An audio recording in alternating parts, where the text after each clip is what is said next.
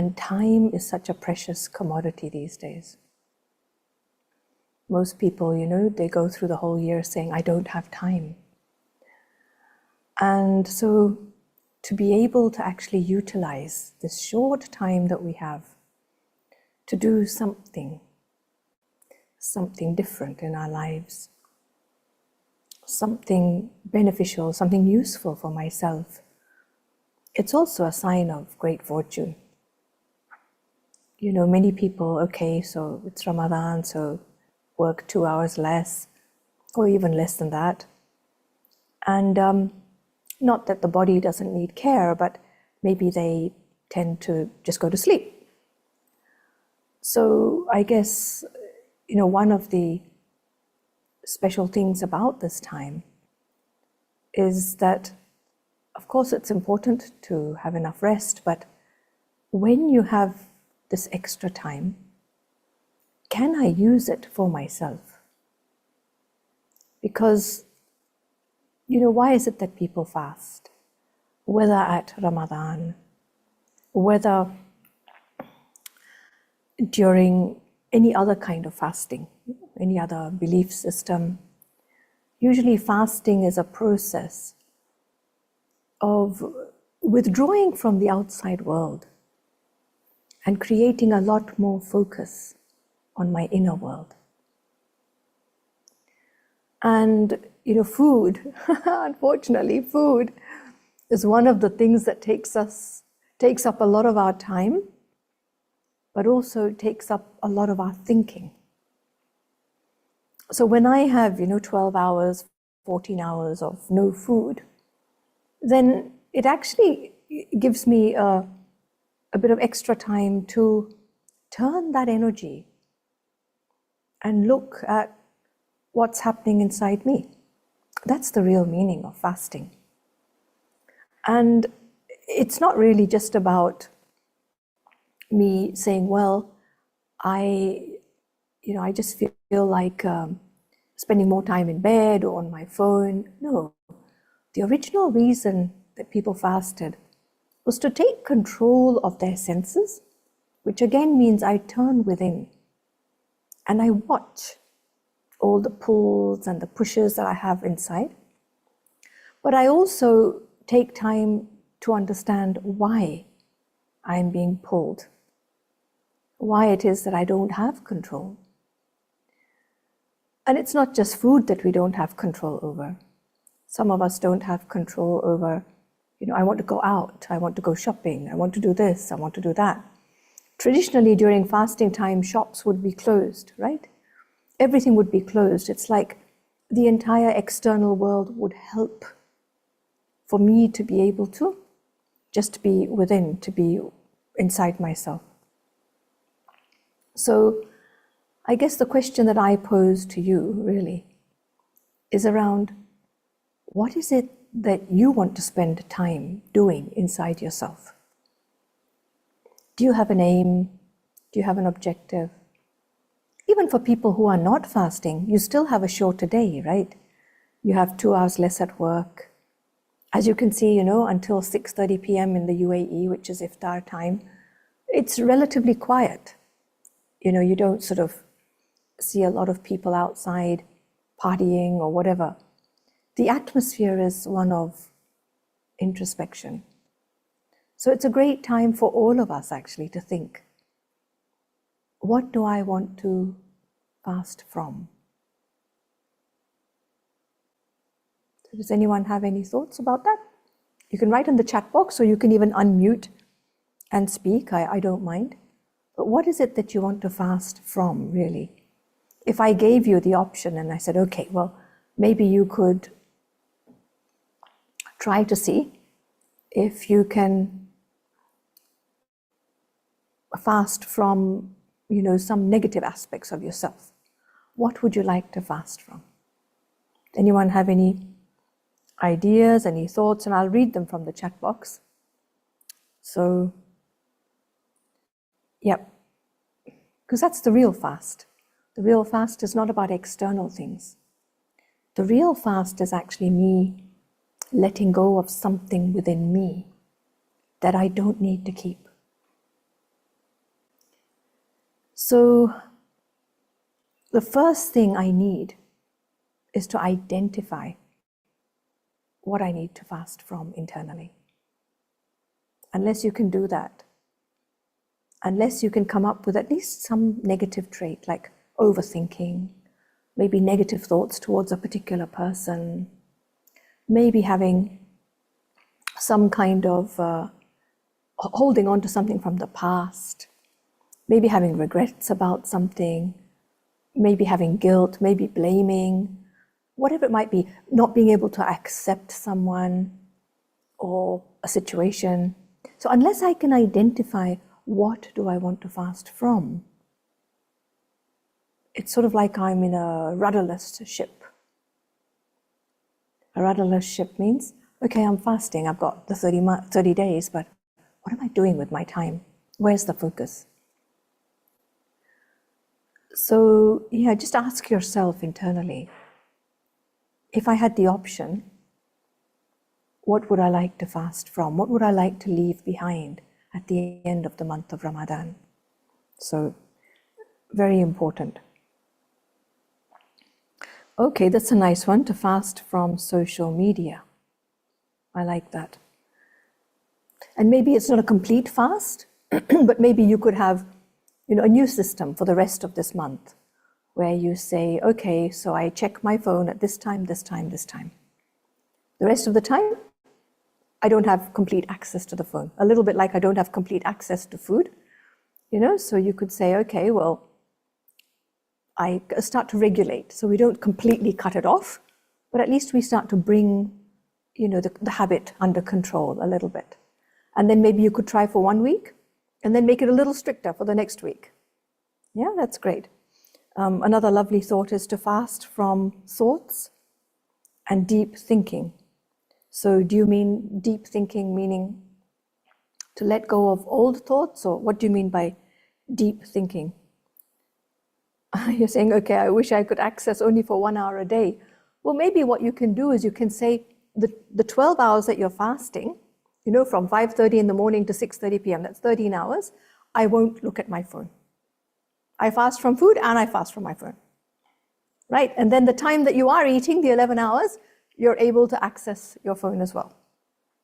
How about that? So then it becomes a full fast. So it's fasting from information overload, because that's really what it is. It's information overload. What's the difference between knowledge and information? So important to know. Spiritual knowledge or inner knowledge, what I call wisdom, helps to create change. Even this talk, if it doesn't help you to create change, then I've probably just given you information. Information about what fasting is about, information about all sorts of other things that I'm going to talk about. But we have information overload. How much information we access on the internet. We don't need more information. What we do need is knowledge, real knowledge. Pure, true spiritual knowledge is knowing that about myself that I need to let go of, but also knowledge gives me the courage to recognize this is not good for me. It's not good for others. It's only bringing a form of sorrow or confusion or some kind of restlessness, peacelessness inside me. Hatred towards someone, jealousy towards someone. How does that make you feel? It doesn't make you feel good, right? So then when I understand this is what I need to change, the ability to change it, the strength, the willpower to let it go, that is knowledge. If I don't reach that place where there is some form of transformation, I wouldn't call it pure spiritual knowledge. It still lies in the category of information. So the first thing I need to create inner change, to be able to fast from my old perspectives,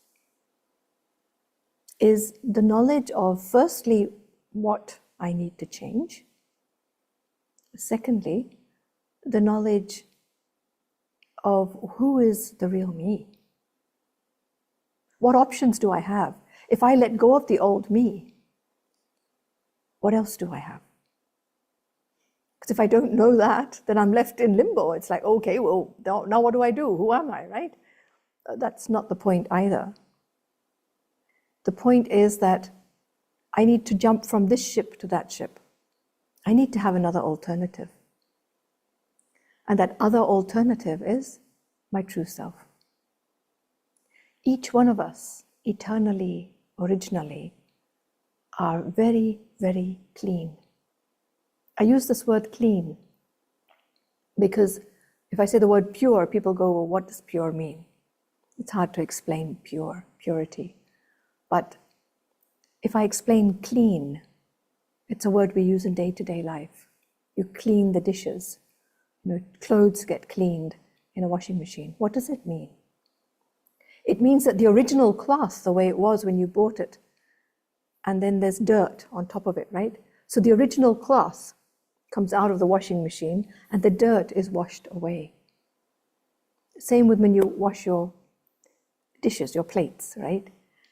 That's what happens. There was the clean plate. I mean, you wouldn't eat from a plate if it was dirty, right? You'd want to clean it. So you get the clean plate and then you eat from it and it gets cleaned away. And actually cleaning myself on the inside. That is the path of spirituality. So I guess for me, this process of cleaning is the ultimate process of fasting. When we are impure inside, or let me use the word unclean inside, when we have mixture in the soul, what happens is that my inner pure self, my clean self, which is comprised of love and peace primarily, love and peace, it gets polluted, it gets mixed. When it gets mixed, that means that I end up with habits, I end up with perspectives, with ways of behaving, ways of thinking that don't support peace and love. So criticism of someone doesn't support love, does it? Blaming myself, feeling guilty, doesn't support self-love, does it? Not accepting life the way it is, it doesn't help me to be at peace. That's why it's so important to reflect and ask yourself, what habits do I have that support peace and love, the real me? And what habits do I have that have made me not support my original self? Because it's so easy to say the outside world made me feel this way. This person made me angry, the situation made me sad. But actually, it's my choice. And many times the choice has become so habitual that on autopilot, I just have certain feelings that come up, and that's just me. So I hope this is making sense, everyone, because I've been speaking for 15 minutes and, sort of non-stop. Would anyone like to ask a question so far before I continue? I've actually got the chat box in front of me down here, so I can see, whatever you're writing, and that's good. So definitely someone is saying, a habit I know I have is acceptance. So that's a good habit. That's a good habit to have. But what is it, what's a habit that I want to change? What is it that I think it's important for me to get rid of? Yeah, it's important to remember we have a choice in how we respond and react. Actually, I have a choice every second. Every second of my life, I have a choice. There are two aspects within me. One is the choice. The second is the old habit. They are at loggerheads. The old habit says, it's easier if you just do what you've always done. It's easier if you always felt what you've always, you feel what you always have felt. You think what you've always thought.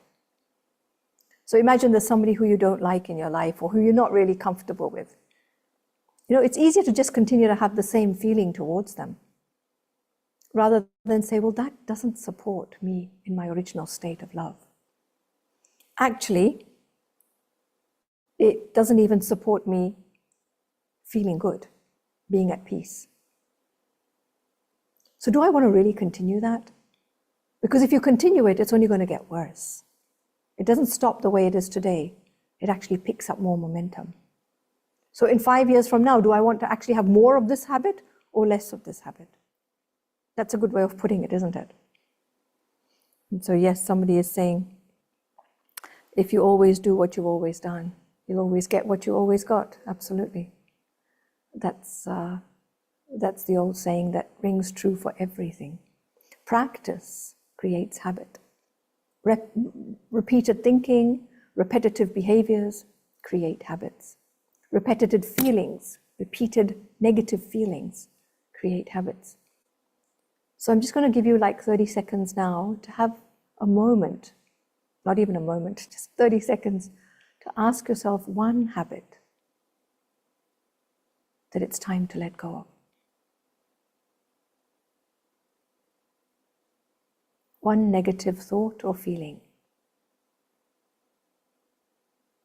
that if you let go of, could change your life.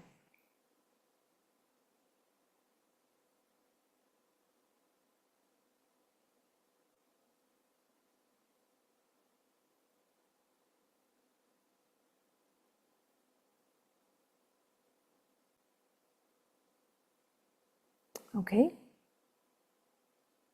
So now let's just hold this challenge that for the rest of Ramadan, already we've gone through 8 days, but we still have 22 days left. So in the next 3 weeks, we don't indulge in this thought or feeling.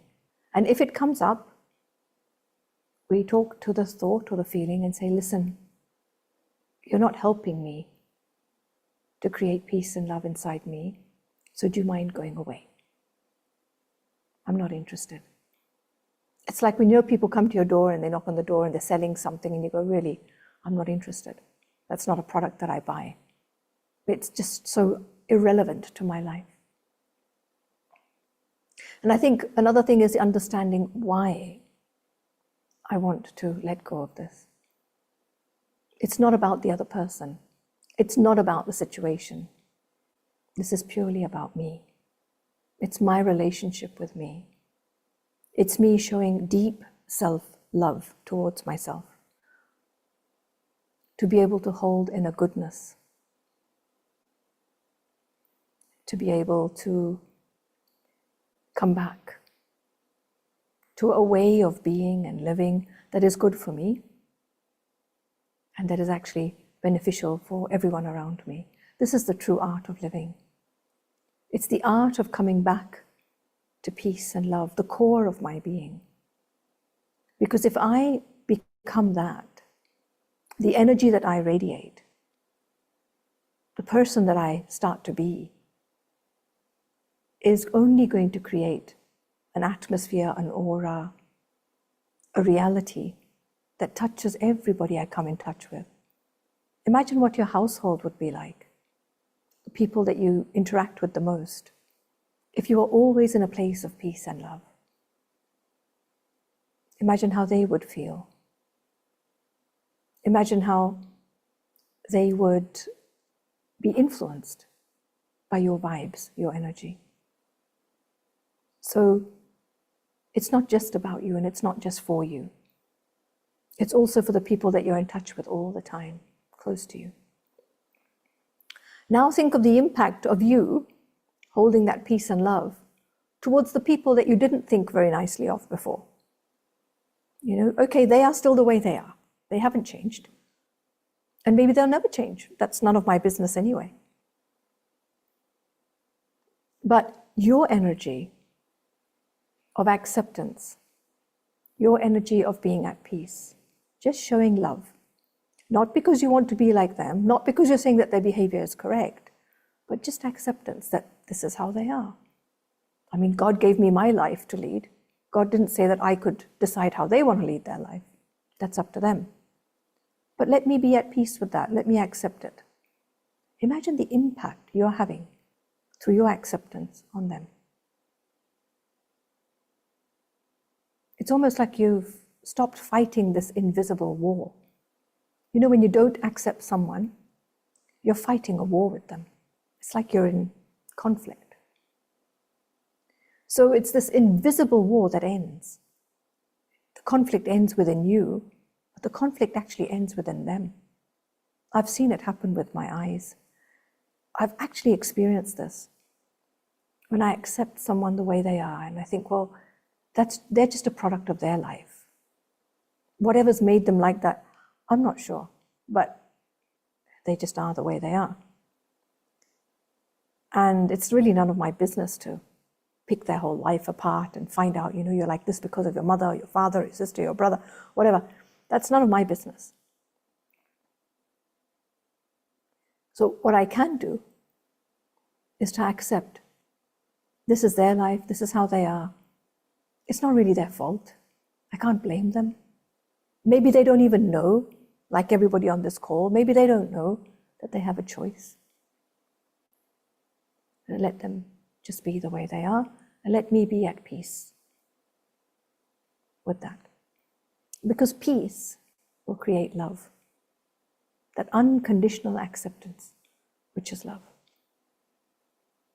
It doesn't mean I love their behavior.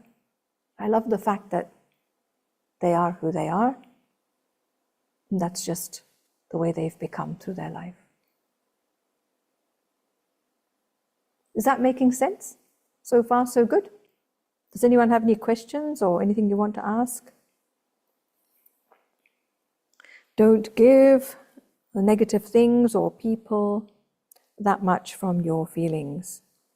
Absolutely. Why should I put my feelings and send my feelings of negativity towards people? Now, I might change that phrase, though, if you don't mind. They're not negative people. They are people with negative habits. They are souls who have this negative habit stuck on them. That's what it is, really. Because the soul itself is not bad. But, our lives have made us, have transformed us being the way we are. So yes, the habit might be like that, but let me not focus on their negative habit. For the sake of my well-being, for the sake of my peace of mind, let me fast from my negative thoughts about them. Let me say that for the rest of Ramadan, for 22 days, I'm not going to entertain that particular negative thought.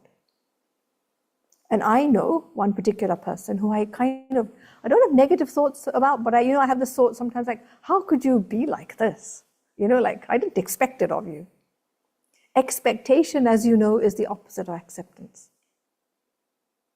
So me expecting them to be different is a form of not accepting life and them. So I've made up my mind for this whole Ramadan, I'm never going to talk that way. I'm not going to entertain even that thought. I'm just going to say, they are who they are because of their background. All I want to do is I want to accept them and create a deep feeling of good wishes or love or acceptance, whatever word you like, towards them. Because I can't change them. But these good wishes from my heart, that's what will reach them. Your energy, your vibes towards anyone, they reach that person. It's a law. If you want to influence anyone, all you have to do is to send energy from deep within the soul to that soul. And they are influenced. They are affected. It has to be that way. And you feel the energy from others. And if you're weak, you will absorb even negative energy. If you're strong, you can differentiate. And if somebody's sending negative energy, you have the strength to say, well, thank you very much. I don't need that.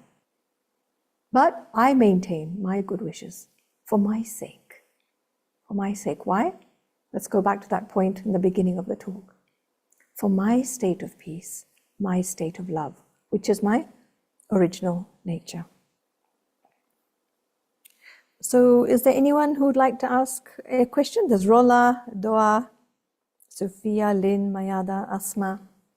Anyone got a question so far? Otherwise I'm going to move on to the next little bit about fasting. And so you've probably realized what I've done, right? Feel free to unmute anytime, anyone, and speak if that's what you'd like to do. Or of course, you're so welcome to write in the chat box as well. So one thing is for me to change my own inner feelings and my inner state, back to my original clean place. I also like to call it my factory settings. The original state of the soul, which is very clean. It's like my phone when I get it from, wherever, from Amazon, or you buy it at a shop. The factory settings that it comes with, clean. No viruses, no extra apps, nothing extra, just what you need. That pure, clean state. Now, when I start to let go of my old ways of thinking, it's as though I'm letting go of my own past. Whatever has made me the way I am, programmed me to be the way I am today, I let go of that in my mind. And by letting go of that, I have the choice to change my perspective. If I don't let go of the old, I don't have the option of creating something new. I'm in the same old boat. If I want to put one foot in another boat, I have to actually lift my second foot from the old boat to completely be in the new boat, right? Otherwise, I'll be 1 foot here, 1 foot there. Very soon you'll be in the water. So if I let go of my old ways of thinking, I actually start to create new ways of thinking, new ways of feeling, new ways of behaving, and most importantly, I elevate my consciousness, my awareness. When I do that, I create a new perspective. Perspective is position. I create a new position in the way I see the world. Isn't that beautiful? I create a new angle to see situations and people. Recently I was in India for a month in February, and we had a few incidences there that came up. And, some cases you kind of hear someone doing something wrong and someone else doing something wrong to counter that. And I was talking to one of my seniors and saying, "Oh, did you hear about what happened?" And he said to me, "Yes, I did." He said, "And no one is to blame." And I thought, what? Internally I was like, how can you say that? And I realized that unless I jumped onto this platform, this position, this perspective of no one is to blame, I wasn't going to be able to see the situation with the eyes of mercy. I wasn't going to be able to say, well, actually, it's not easy for anyone when they are wired to be the way they are. Because all of us have just been programmed or wired, and we've ended up in life the way we are. But if I want to take a higher perspective, if I want to shift my consciousness, if I want to raise my awareness, what it really needs for me to do is I need to let go of the old awareness. It's almost like if you're in a helium balloon, right? And the balloon's trying to take you up. If you can drop all the weight from the basket that you're sitting in, you'll go up faster, right? So letting go of my past, letting go of the old thinking, old feeling, old vision, old perspective, gives space for something new. Gives me the consciousness of something different. Gives me the opportunity to be able to be someone different and affect the world in a different way. And the funny thing is, according to the law of karma, if the energy I send out is different, the energy that comes back to me is also different. Have you ever realized that? If I change the energy that I am pumping out into the world, my karma changes. I can guarantee you this. I can absolutely guarantee you this. Okay, I'm just going to look at a chat that's come through. Yep, makes perfect sense. Can you remind us how victims of war accept? Yeah. What about those of us only hearing through the atrocities? How do we accept apart from through meditation or prayer? You know, what I've noticed is that no human being wants to be violent.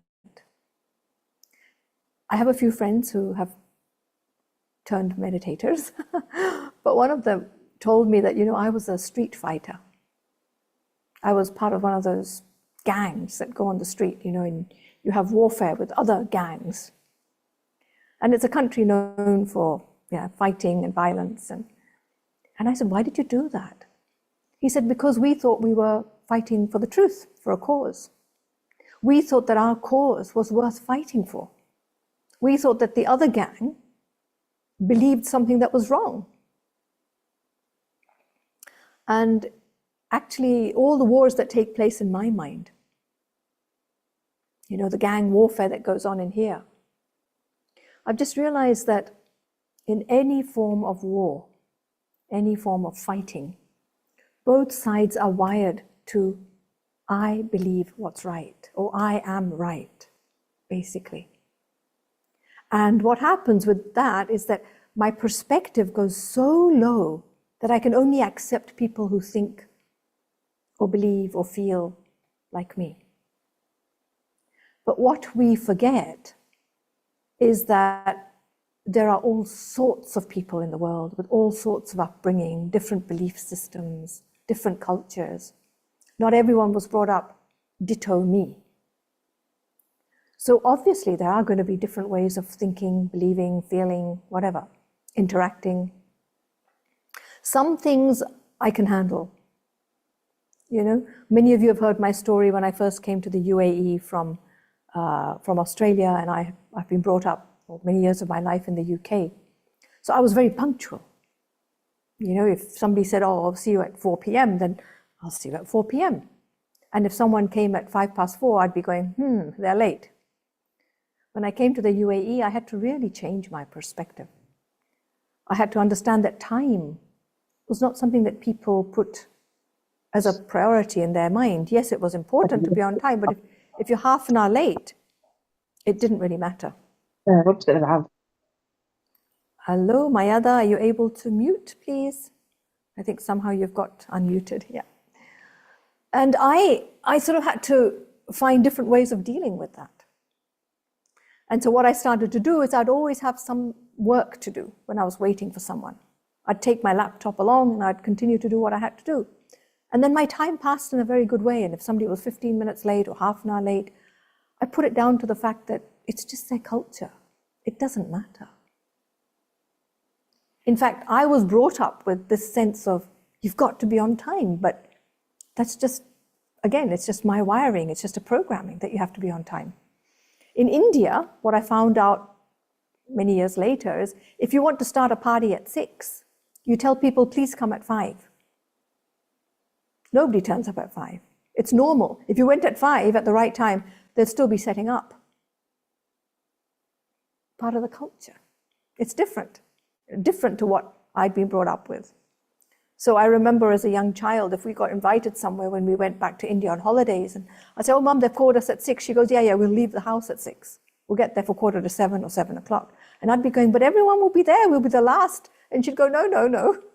People would just be arriving. And she was right. You see? So a lot of my perspectives are based on what I believe is right. But what about if someone didn't have the privilege to have my upbringing? Then what? So that's why it's very tricky when we start to think about people at war with each other. Each side thinks they're right. If only each side could see the heart of the other side and see that actually they're both fighting for the truth, we'd realize that we're all brothers in arms, brothers at war, really. And so the other part of your question, victims of war, how can they accept people who are at war? Well, the reality is there's a saying in India, it takes two hands to clap. If I put my hands up and go, okay, I want to have conversation, usually what ends up happening is through conversation, bringing in mediators, bringing in people who are wiser than the two people who are talking to each other, we find a solution. But invariably, both sides lose their patience. If even one side could hold their patience and say, let's talk, let's keep talking, it would be okay. But either we get angry, which is war, or we walk away from each other. We just say, well, that's it, I want to have nothing to do with you, which is another war. It's a war I'll fight within myself. Because as I said in the beginning, my original nature is peace and love. And real knowledge in my life takes me towards that peace and love. It helps me to be peaceful and loveful unconditionally. Unconditionally means no matter what's happening around me, I hold those feelings of peace and love. Because I know people are just a product of their life. And so I think somewhere along the line, humanity has forgotten the power of dialogue. The power of being able to sit down with a cup of tea and say, okay, let's talk, let's be honest. What do you need? What do I need?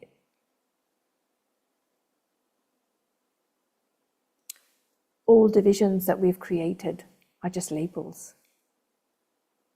Sometimes I think if we could lift all the boundaries of all the countries, imagine we erase them from the map and said, that's it. Now we all live together. Somehow we'd find a way. We'd find a way to get on. I mean, these days people say, this is my airspace and this is your airspace. It makes me laugh.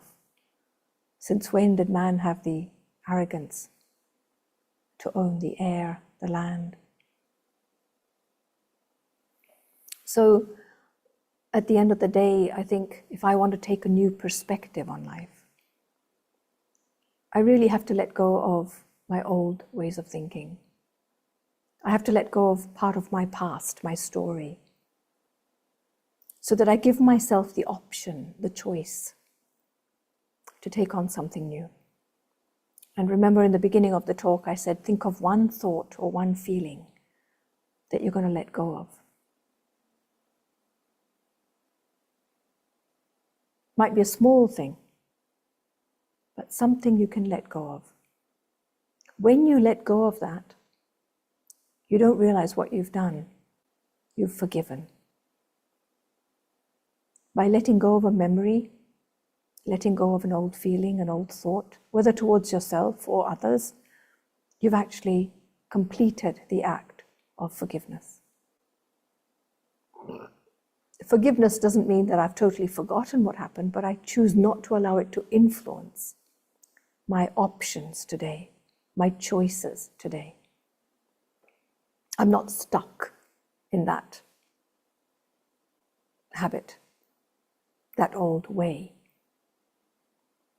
I create a platform, a position, a perspective that allows me to move forward, allows me to move upwards and create a better awareness, a better perspective. A perspective, and when I use the word better, what is better for me? That brings me back to peace and to love. My original state, my clean nature. That's the whole purpose of undertaking any fast. So I hope that answers your question, comment, Lynn. Are there any other questions or comments that you'd like to ask? Anything else that anyone wants to comment on?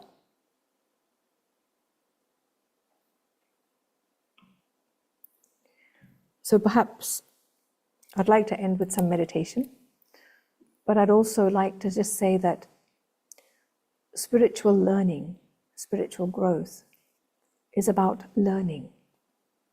Growth is always about learning. And a spiritual study is about learning more and more about myself. Learning about all these micro little programs that I have inside me that get triggered and that make me reactive. So when I become reactive,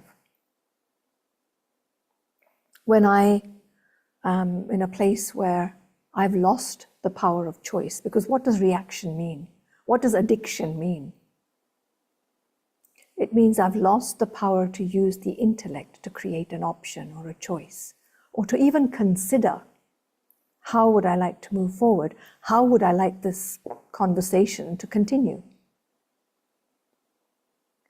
When I lose that option, that choice, I've now relapsed into old addictions or old kind of ways, old habits.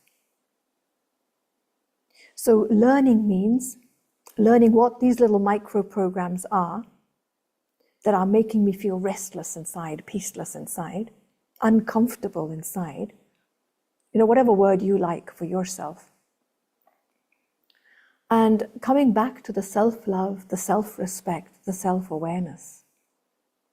That me pushing myself higher, learning that purest art of living, which is living from peace and love, is ultimately not impacting me and my family and my friends and my work colleagues. It's impacting the world.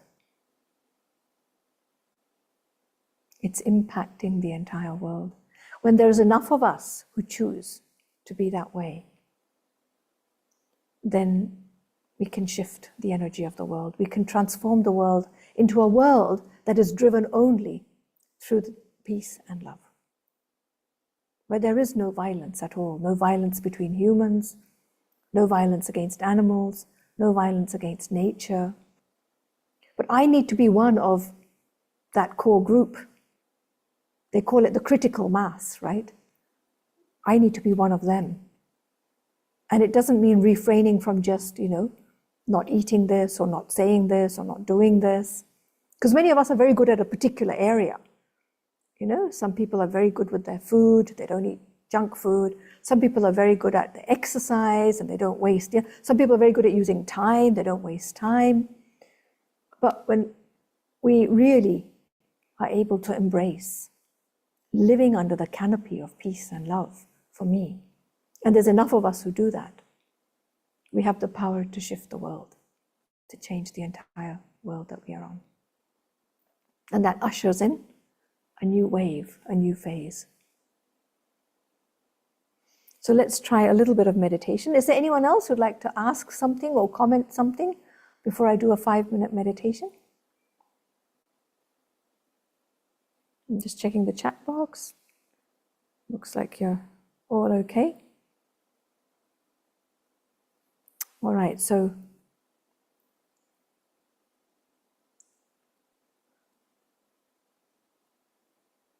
just allow yourself to relax and come back to who you are.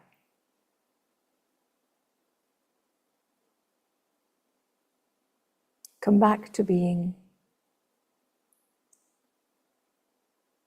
the inner me, the clean me,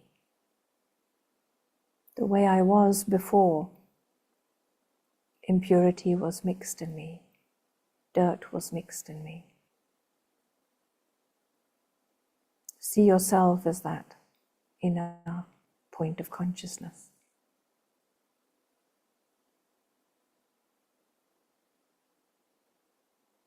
Because the clean me never felt peaceless. The clean me had the power to stay still, to stay calm, the power to be always aligned and reconnected to my inner deepest peace. Feel yourself to be that peaceful right now. So still inside.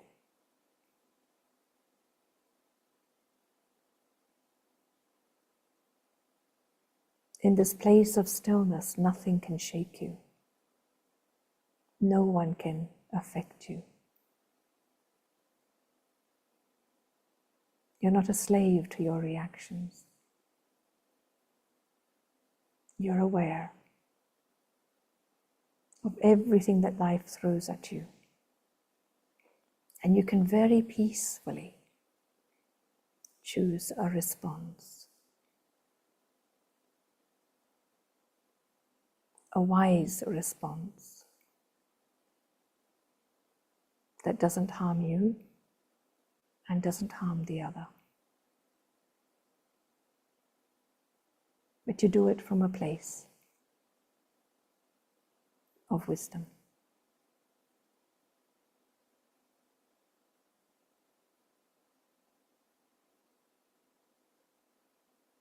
And in this place of wisdom, I realize that no situations and no people are bad. No one is negative. These habits that they have of hatred, of violence, of whatever it is that appears to be unacceptable, it's actually just the way they were brought up. It's the way life has shaped them. No one is bad. No one is to be blamed.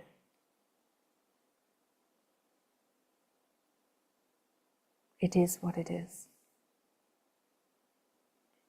So I come back to acceptance.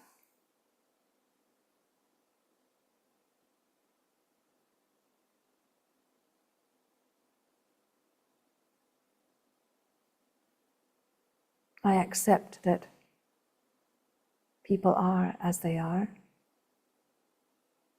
Situations in life are just the way they are. The only choice I have is to accept and be at peace, or to not expect and be upset.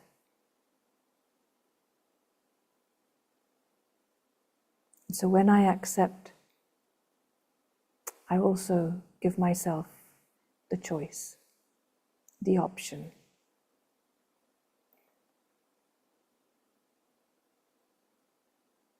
The greatest option, which is to choose a wise response. A response that is aligned to me being peaceful and loving.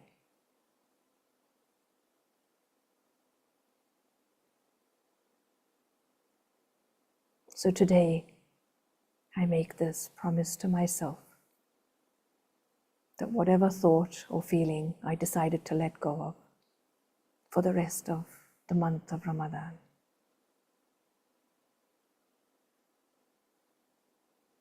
I'm not going to feed that thought or that feeling. Every time it comes back to me, I'm gently going to say, that's not me anymore. I choose something more positive. I choose to stay in a better place, a higher perspective, a position that is a consciousness where I can be benevolent, forgiving, loving, and more than anything else, at peace.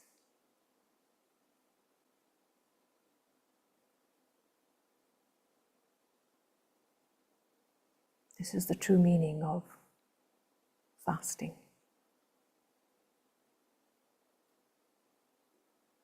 I stay away from the old ways of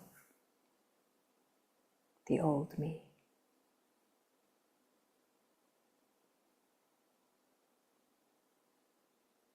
And when I have this courage and the honesty to come back, to realign to me, then God will always help. The divine will always support me. Because his only hope is that we all come back to our own original, clean selves, the pure soul.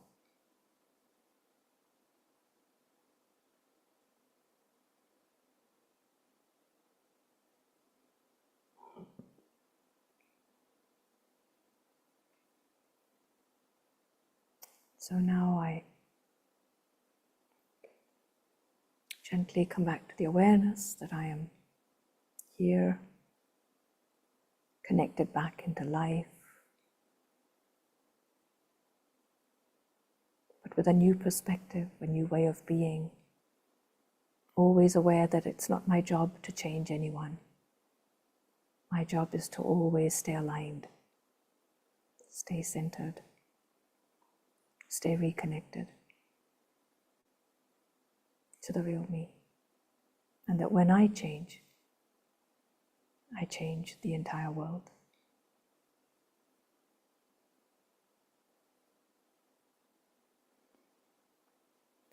So would anyone like to make a comment on what's been said? You have 5 minutes still. Or would you like to ask a question? Feel free to unmute, or you can write anything you want in the chat box. Asma, Mayada, Lynn, Yusuf, Sophia, Doa, Rola, anybody like to say anything, comment on anything? If you didn't agree with something, that's fine. I don't mind. So, yeah, I'll read out the chats. My thought or feeling is to be aware of and change. Sorry, my thought, feeling to be aware of and change is catastrophe? Sophia, what do you mean by that? Sorry, I just speak because I can't spell catastrophizing. Yeah, I wouldn't know how to read it. Yeah, so it's catastrophizing. I just, essentially around work and just what will be, and there's no point me going down various rabbit holes, this and that and that. So does that make sense? Totally makes sense. And I do it sometimes as well, you know, when I just make a mountain out of a molehill, you know, like it's a small thing. And in your mind, you just blow it out of proportions. You say, oh, it's all going to be bad. It's not going to work out. And, you know? Yeah. Yeah. I totally understand. And I lose perspective, as they say, you know, that it's not so bad. I'm still alive. Can still eat ice cream. Yeah, exactly. Thank you so much. Thank you. It's so nice to see you online. I can't see you, but you can see me. That's not fair. I'm still the same. Thank you. Anybody else who'd like to make a comment? Or, you know, all I want is that for everyone who's fasting and even those who are not, this month is something special, that we don't use life in an ordinary way. You know, just do the same old, same old, same old, you know. You wake up every morning, it's the same old me. You know, let me do something that's deeply soul shifting. Something that makes me realize that I've shifted from last month to this month and there's a new me. That would be really special. So, yeah.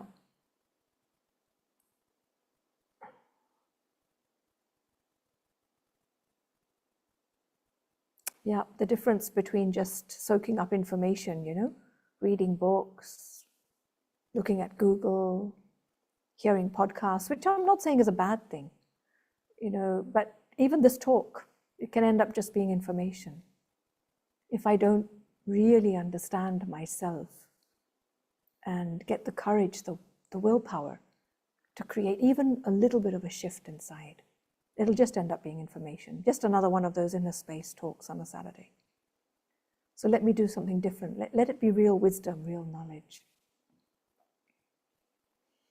And thank you all for joining. And I really hope that you come back again. Next week we have an Arabic workshop.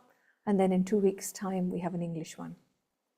So, it's only an hour, and it's really a good way of using your 1 hour on a Saturday, especially during Ramadan when you're sitting at home and the option is to watch TV, to look at your phone, or to join a 1 hour, hopefully, knowledgeful talk. All right, so see you again next Saturday, same time.